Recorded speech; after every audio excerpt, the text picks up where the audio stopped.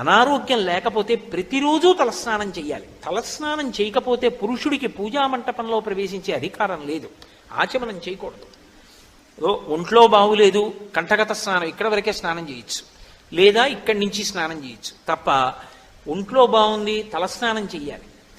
అందున విశేషించి నన్ను సక్రమమైన పవిత్ర బుద్ధితో అర్థం చేసుకోండి. గృహస్థాశ్రమంలో ఉన్నటువంటి భార్యాభర్తలు ముందు రోజు రాత్రి రమించి ఉంటే అసలు ఆ భర్తకి తలస్నానం చేసే వరకు ఏ పవిత్ర వస్తువుని స్పృశించే అధికారం ఉండదు.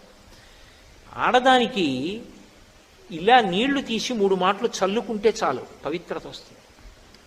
ఎందుచేత పురుషుడు లేచి వెళ్ళి పూజామందిరంలోకి వెళ్ళకూడదు, ఆచమనం చేయకూడదు తలస్నానం చేస్తే తప్ప. ఆడది మంచం మీద లేచి కూర్చుని వెంటనే మంగళసూత్రాలు ఇలా కళ్ళకద్దుకుని మళ్ళీ కిందకి విడిచిపెడుతుంది.